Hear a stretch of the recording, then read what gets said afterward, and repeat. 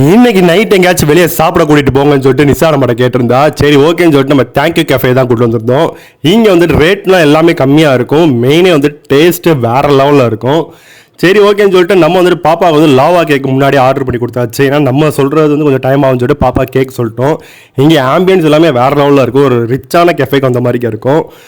ஆனால் இங்கே எல்லாமே பட்ஜெட் ஃப்ரெண்ட்லி தான். அதோட வந்துட்டு பாப்பா வந்துட்டு ரொம்ப சிந்தி சாப்பிட்டுக்கிட்டு இருந்தா. அதோட கொஞ்சம் காலி ஆக்கிட்டு அதுக்கப்புறம் நானும் நிசாவும் வந்துட்டு மொறு ஃப்ரைட் லோடட் சிக்கன் வாங்கியிருந்தோம். அதுக்கப்புறம் க்ரீமி பாஸ்தா வந்துட்டு சிக்கன் க்ரீமி பாஸ்தா வாங்கியிருந்தேன்.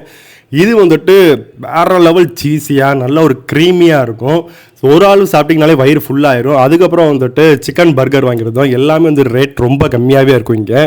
நீங்கள் கண்டிப்பாக வந்துட்டு தேங்க்யூ கேஃபேல எல்லாமே ட்ரை பண்ணி பாருங்கள். டேஸ்ட் எல்லாமே வேற லெவல் இருக்கும். கொடுக்குற காசுக்கு ஒர்த்து.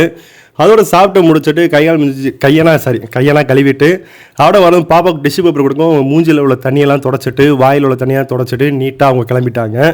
அதோட நாங்கள் வந்து சாப்பிட்டு முடிச்சு பில்லெல்லாம் பே பண்ணிட்டு டேரெக்டாக நாங்கள் வீட்டுக்கு கிளம்பிட்டோம்.